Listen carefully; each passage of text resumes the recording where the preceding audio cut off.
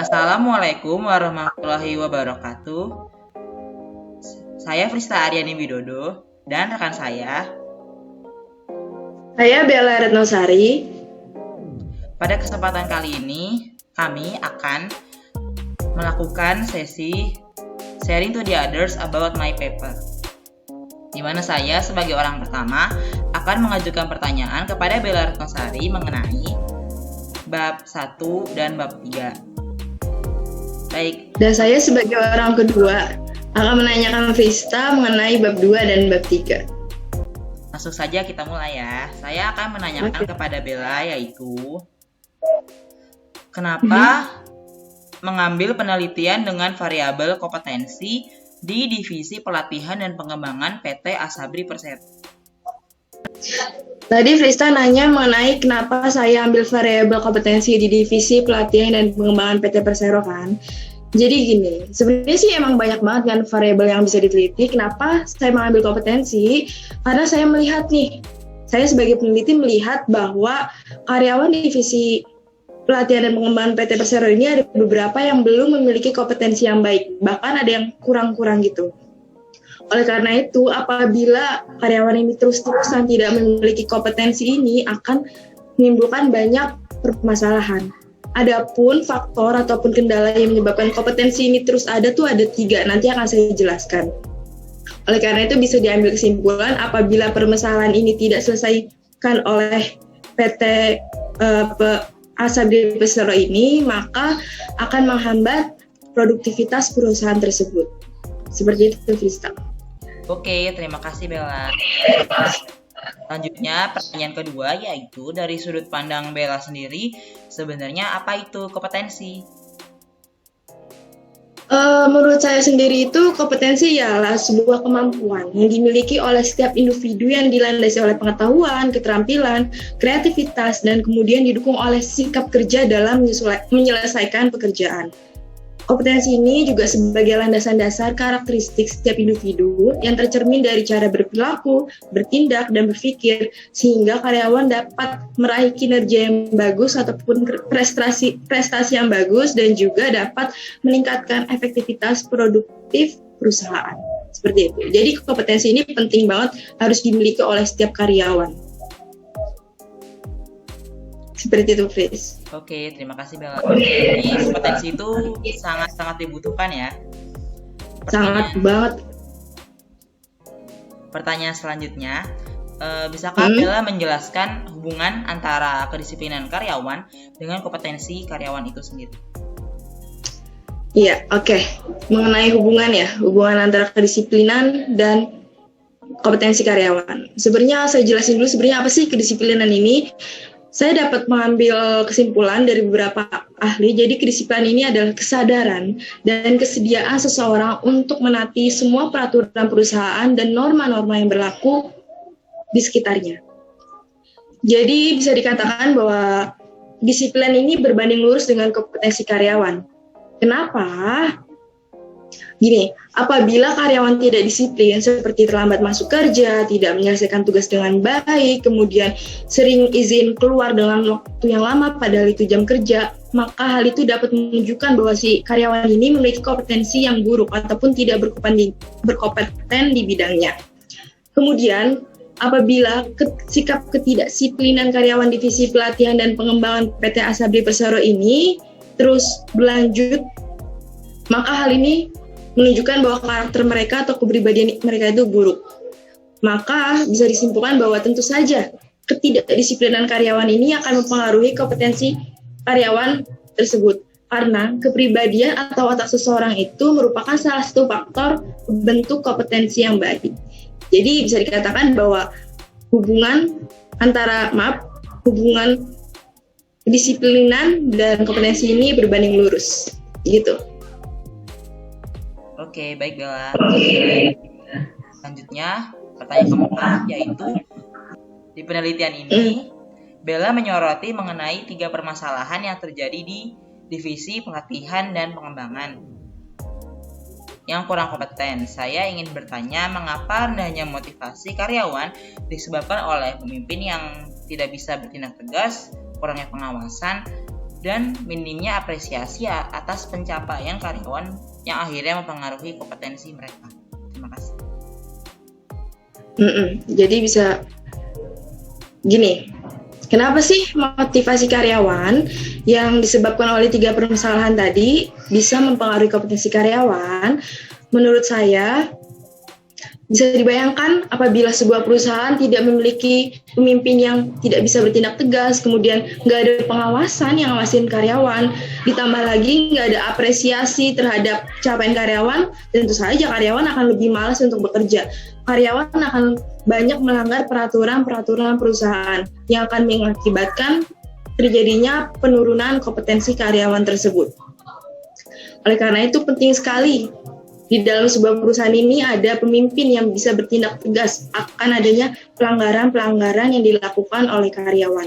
Dan juga harus disertai dengan ada pengawasan supaya pemimpin ini tahu sebenarnya kinerja karyawannya gimana, apa yang harus diperbaiki dan apa yang harus ditingkatkan lagi. Dan juga untuk apresiasi atas pencapaian karyawan ini, perusahaan bisa memberikan semacam penghargaan ataupun pengakuan supaya karyawan ini merasa dihargai, sehingga dengan adanya seperti itu, penyelesaian seperti itu, karyawan bisa meningkatkan kompetensinya dalam bekerja karena didukung oleh perusahaan tersebut. Seperti itu. Jawaban yang sangat bagus ya, Mbak Bella. Oke, lanjut aja. Saya akan beri pertanyaan buat Prista nih mengenai bab 2 ya. Oke, kita siap. Pertanyaan pertama, apakah tingkat absensi itu selalu diikuti dengan penurunan produktivitas dan mengapa hal tersebut dikatakan sebagai tanda turunnya motivasi? Tolong dijelasin ya. Baik, saya akan menjawab pertanyaan dari Bella. Jadi tingkat absensi itu adalah salah satu tanda dari turunnya motivasi seorang karyawan. Karena biasanya karyawan yang sering absen itu memiliki rasa malas, Bella. Malas, entah itu dia malas atau udah bosan dengan pekerjaan yang biasa dia lakukan. Jadi dia tidak lagi merasa, wah pekerjaan ini tuh sebenarnya menantang loh, tapi dia sudah tidak merasa seperti itu lagi. Jadi dia juga bawaannya buat apa pergi ke kantor. Selain itu juga lingkungan di perusahaan atau organisasi tempat dia berada ini tidak mendukung kinerja dia untuk menjadi lebih baik. Begitu. Maka biasanya karyawan yang seperti ini itu pasti mengalami penurunan produktivitas karena ya bagi dia untuk apa bekerja gitu. Jadi lebih baik bersantai di rumah. Kalaupun dibilang apakah harus, sebenarnya tergantung masing-masing. Tapi biasanya kalau dia sudah malas dan tidak ingin masuk, tuh pasti dia bawaannya kalaupun dipaksa bekerja dia inginnya menunda-nunda atau mungkin diserahkan kepada yang lain. Akhirnya pekerjaan itu menumpuk dan tidak terselesaikan sesuai dengan deadline yang sudah diatur. Begitu Mbak Bella, bagaimana?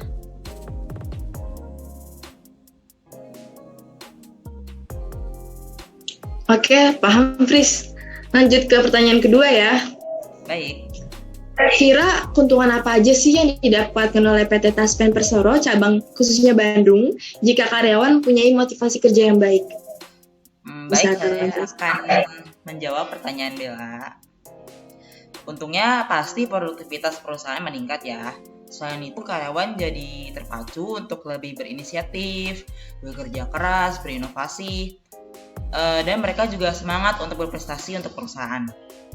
Selain itu, karyawan jadi lebih sadar kalau mereka itu punya loh tanggung jawab di PT Taspen ini.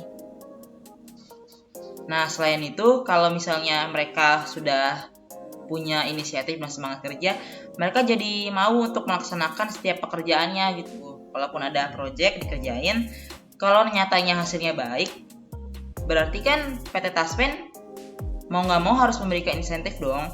Karena kan mereka sudah bekerja keras memberikan yang terbaik untuk PT Taspen. Jadi seperti itu. Atau bisa juga selain insentif, PT Taspen memberikan promosi kepada karyawan yang berprestasi tersebut. Jadi karyawan lebih semangat lagi bekerja karena mereka dapat insentif juga dan mereka juga dapat promosi jabatan yang lebih baik. Bagaimana Bella? Oke. Bagus banget penjelasannya. Yang ketiga, di sini kan kamu nulisin nih di bab 2 mengenai kerangka berpikir bahwa motivasi ini menunjang tingkat kepuasan kerja karyawan sehingga harus diperhatikan oleh perusahaan. Nah, mengapa hal tersebut perlu dilakukan? Silakan. Baik, saya akan menjawab. Jadi motivasi ini menunjang tingkat kerja karyawan karena harus benar-benar diperhatiin bagaimana perusahaan bisa merawat dan mengelola karyawannya. Alasannya itu kita harus merujuk pada faktor-faktor motivasi itu sendiri yang terdiri dari promosi, prestasi kerja, pekerjaan itu sendiri, penghargaan, tanggung jawab, pengakuan keberhasilan dan bekerja kan. Jadi faktor-faktor itu pasti diharapkan sama setiap karyawan. Karyawan pasti inginnya perusahaan memenuhi setiap faktor tersebut karena kan perusahaan yang baik itu harus peduli dengan karyawannya melalui kebijakan yang dia lakukan. Jadi, di sini perusahaan memenuhi juga kebutuhan karyawan tersebut, bukan hanya karyawan yang memenuhi apa yang diinginkan oleh perusahaan. Jadi, kalau misalnya perusahaan bisa memberikan yang terbaik, misalnya pekerjaan yang menyenangkan atau gaji yang sesuai, insentif, promosi, pastinya karyawan juga tidak akan merasa tidak enak untuk bekerja di tempat tersebut karena hak mereka sudah dipenuhi. Begitupun karyawan, jika sudah dipenuhi, mereka juga harus memenuhi kewajibannya kepada perusahaan, yaitu dengan melakukan pekerjaan sebaik mungkin, membantu perusahaan mencapai tujuan. Dan selanjutnya tentu hal ini akan meningkatkan tingkat kepuasan mereka sekaligus motivasi dan produktivitas karyawan.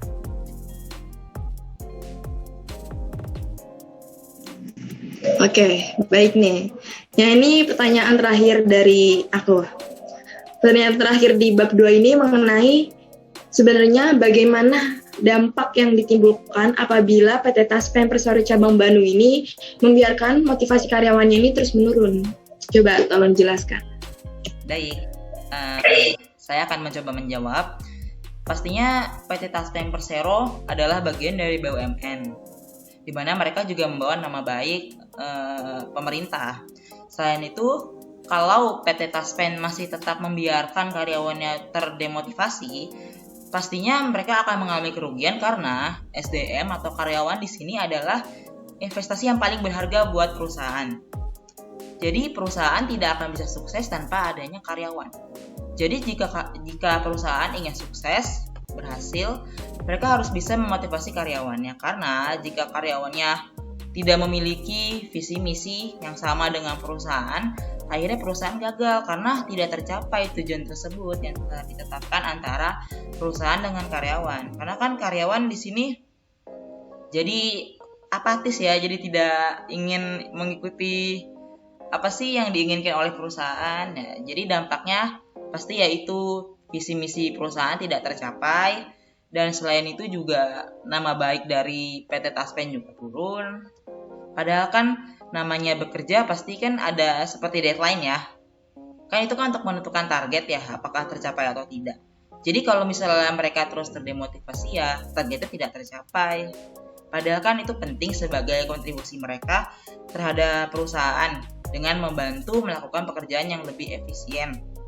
Sehingga jika mereka bisa bekerja dengan baik, perusahaan juga mudah untuk membuat program dan menentukan keputusan. Betul banget, perusahaan tuh butuh banget karyawan supaya bisa jalan kan. Jadi harus dimotivasi terus karyawannya. Oke, baik.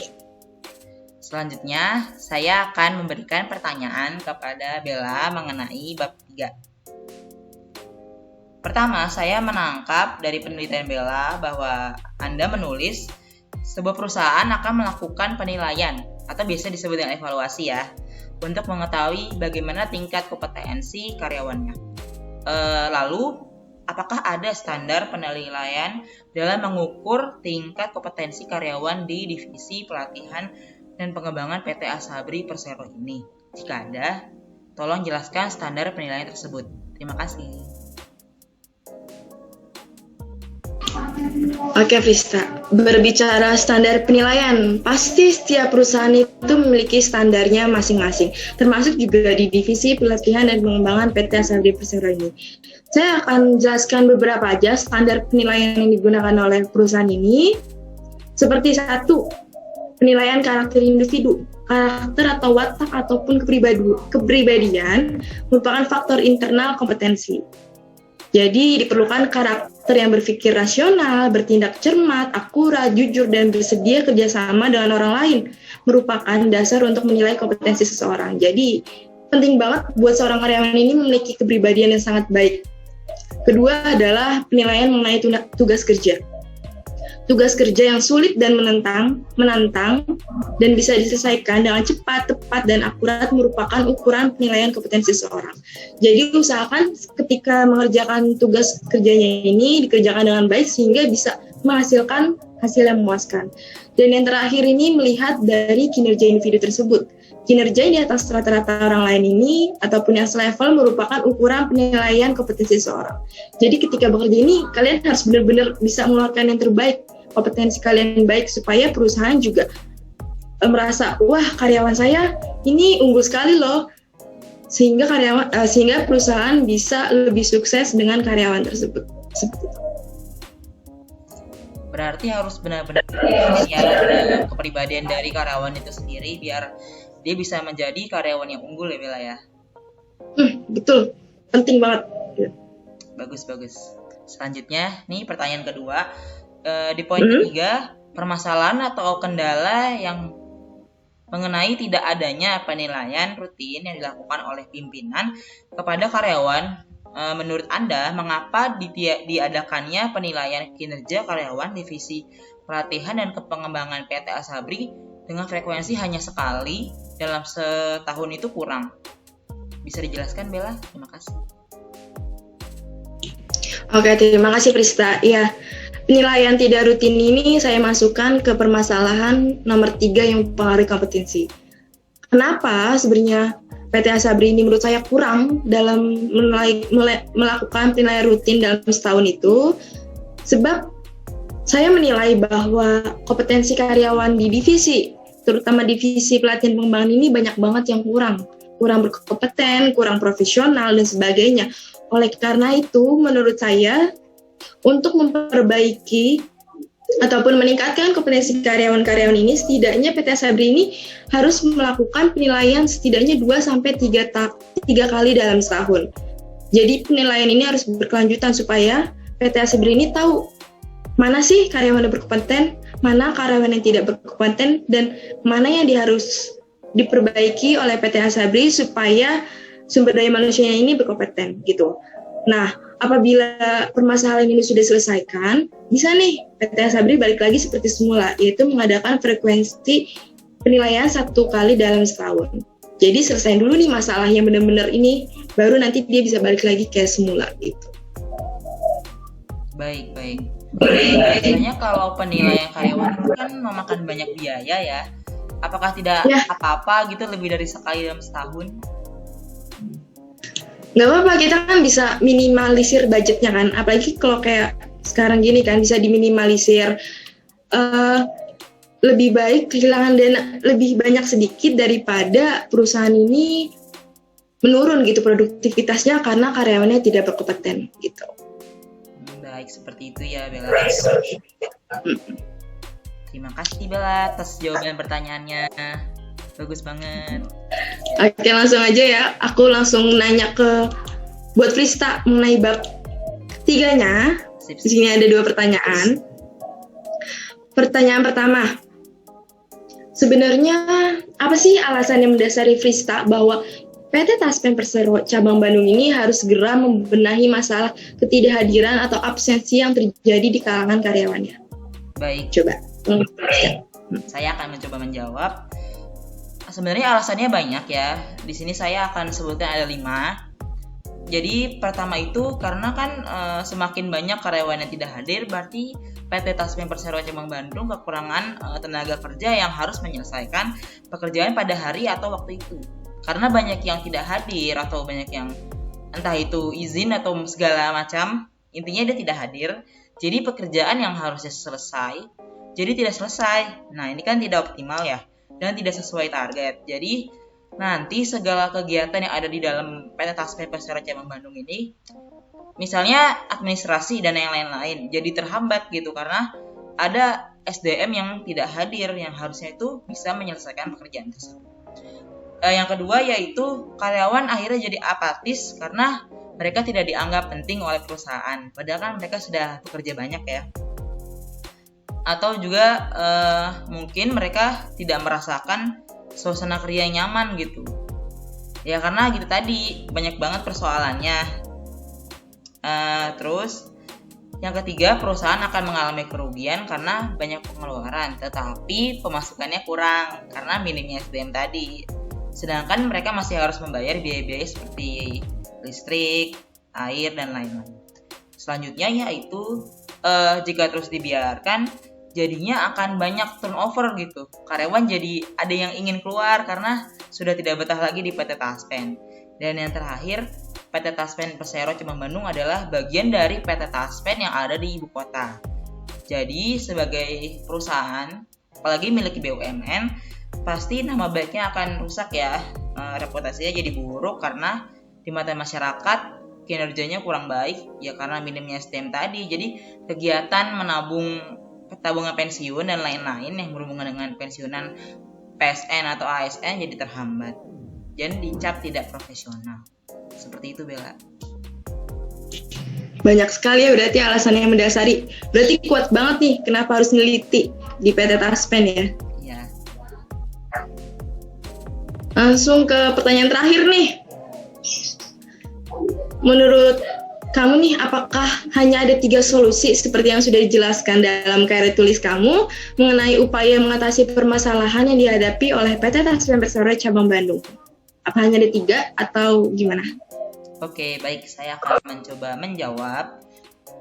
Kalau menurut saya, berdasarkan permasalahannya itu kan ada 3 ya. Yang pertama, kurang kesadarannya karyawan mengenai pekerjaannya di PT Taspen, minimnya gaji, dan minim apresiasi. Gitu. Jadi, ketiga masalah ini, menurut saya, penyelesaiannya cocok-cocok aja ada 3, karena memang permasalahannya terkait hal tersebut. Jadi, saya akan mencoba untuk menyelesaikannya dengan PT Taspen harus memberikan kesadaran pentingnya pekerjaan mereka bagi perusahaan. Jadi karyawan tidak lagi menunda-nunda. Yang kedua, memberikan apresiasi gitu yang terbaik yang sekiranya sepadan lah dengan kinerja karyawan. Dan yang terakhir yaitu dengan memberikan gaji sesuai promosi. Karena saya memberikan solusi ini juga berdasarkan dengan teori para ahli yang saya dapatkan. Oke, jadi solusinya cukup ya.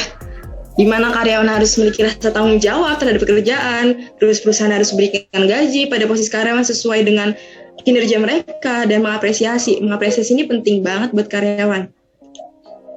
Oke, sudah cukup. Frisa, terima kasih atas penjelasannya. Ya, sama-sama Bella. Saya juga terima kasih pada Bella karena telah menjawab rasa keingintahuan saya mengenai karya ilmiah yang Bella buat. Ya, sama-sama. Terima kasih juga Frista atas penjelasannya yang bagus.